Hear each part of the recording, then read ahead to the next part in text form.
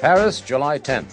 The New York Times reported today that France has expelled 3 high-ranking Cuban diplomats in connection with the worldwide search for a man called Carlos, who is believed to be an important link in an international terrorist network. The suspect, whose real name is thought to be Ilich Ramirez Sanchez, is being sought in the killing of 2 French counterintelligence agents and a Lebanese informer. July 7, 1975, Syndicated Dispatch, a dragnet for assassin. London, from the Associated Press. Guns, girls, grenades, and good suits, a fat billfold, airline tickets to romantic places, and nice apartments in a half-dozen world capitals. This is the portrait emerging of a jet-age assassin being sought in an international manhunt. The hunt began when the man answered his doorbell in Paris and shot dead 2 French intelligence agents and a Lebanese informer. It has put 4 women into custody. Random House Audio presents The Bourne Identity by Robert Ludlum. Read for you by Darren McGavin.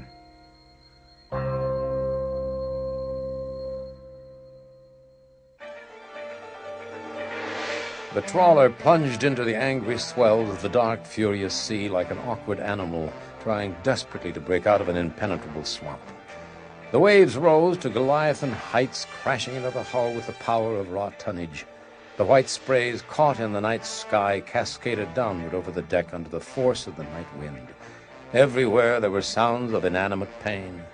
The animal was dying. 2 abrupt explosions pierced the sounds of the sea and the wind in the vessel's pain.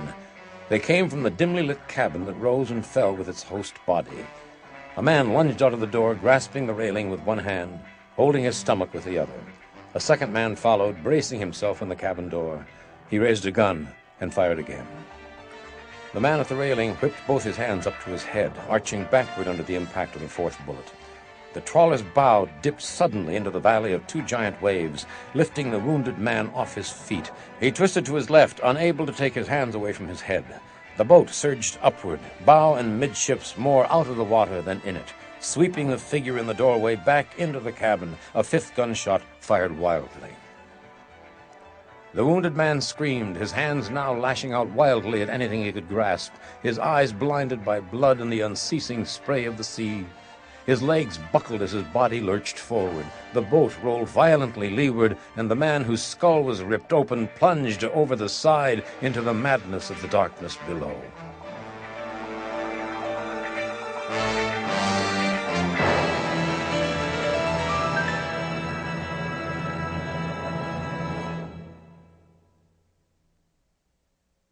It was late afternoon, the sun a fireball in the west, the air still and too damp, too hot. Above the piers and facing the harbor was a cobblestone street and several blemished white houses, separated by overgrown grass shooting up from dried earth and sand. What remained of the verandas were patched latticework and crumbling stucco supported by hastily implanted pilings. The residences had seen better days a number of decades ago, when the residents mistakenly believed Ile de Pointe-Noire might become another Mediterranean playground. It never did. Dr. Jeffrey Washburn was sitting by the railing in front of the last house in the row, his back to the harbor below. His movements were slow, not because he was drunk, which he was, his attention entirely fixed upon the man who was reclining in the chair opposite. He knew that it was important to make no jarring note, no sudden noise or physical movement that might frighten the patient into a psychological regression. The next few minutes would be as delicate as the surgical procedures he had performed. The doctor in him was prepared for the moment. Well, I've told you over and over, it will take time. The more you fight it, the more you crucify yourself, the worse it will be. You speak English. I thought you would. American or Canadian is what I suspected. Your dental work didn't come from the UK or Paris. In your coma, you spoke 3 different languages, English, French, and some damn twangy thing I presume is Oriental. And yet you do not know, you cannot remember your own name. You're multilingual, you're at home in various parts of the world. Think geographically. What's most comfortable for you? Obviously English. I've written down some words. Listen to them. I'll say them phonetically. Ma qua tam quan qui sa. Say the first thing that comes to mind. Nothing. What do you want? The patient sat forward in his chair. You know something I don't know. Washburn smiled. About you, yes, a great deal. And very little of it makes sense. I wasn't sure you were ready to hear. I'm not sure now. Shall we begin with that rather acceptable-looking head of yours? The face is not the one you were born with. Under a thick glass, surgery always leaves its mark. You've been altered, old man. You have a pronounced chin. I dare say there was a cleft in it. It's been removed. Your nose is an English nose, at one time slightly more prominent than it is now. It was thinned ever so subtly. Your very sharp features have been softened, the character submerged. Do you understand what I'm saying? No. Well, try this then. Change the color of your hair, you change the face. Yes, there are traces of discoloration, brittleness, dye. Wear glasses and a mustache, you're a different man. I'd guess you were in your middle to late 30s, but you could be 10 years older or 5 younger. Washburn paused, catching the man's reactions, as if wondering whether or not to proceed. Your eyesight's perfectly normal, and yet your eyes show signs of prolonged use of contact lenses. Why? Certain types of contact lenses are designed to change the color of the eyes, and certain types of eyes lend themselves more readily than others to the device. Nature favored you in this regard. Yours appear hazel gray in one light, blue in another. You'd think no further alteration was required. The patient was calm. Required for what? Well, for changing your appearance. Very professionally, I'd say. Visas, passport, driver's licenses, switched at will. All within that recognizable category in which the faces are blurred with repetition. You have the body of a man who's been subjected to physical stress. Under other circumstances, I might judge you to be a laborer, a fisherman even. But your range of knowledge, I dare say your intellect, rules out such things.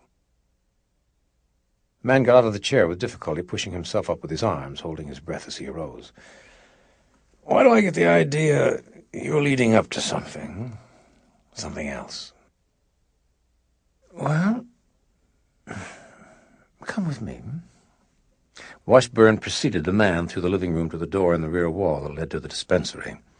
Inside, he went to the corner and picked up an antiquated projector, placing it on the small desk and inserting the plug into the wall socket. I had this brought in with the supplies from Marseille. It's hardly the best equipment, but it serves a purpose. Washburn snapped on the projector's light. A bright square appeared on the white wall. He then inserted a small piece of celluloid behind the lens. The square was abruptly filled with magnified letters. Gemeinschaft Bank, Bahnhofstrasse, Zurich, 07-17-12-0-14-26-0. The nameless man looked puzzled. What is it? This is a very small negative. My guess would be half the size of a 35mm film. It was implanted, surgically implanted, beneath the skin above your right hip. The printed letterhead and address is a bank, the Gemeinschaft Bank. The numbers are in handwriting, standard procedure.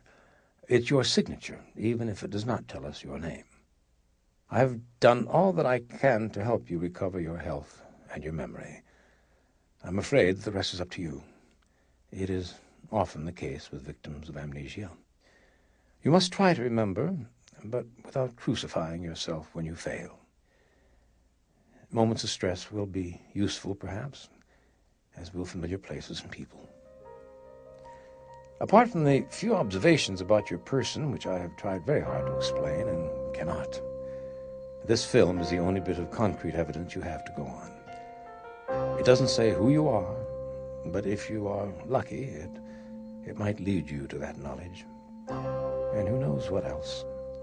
With it, you can open a bank vault in Zurich. Sample complete. Ready to continue?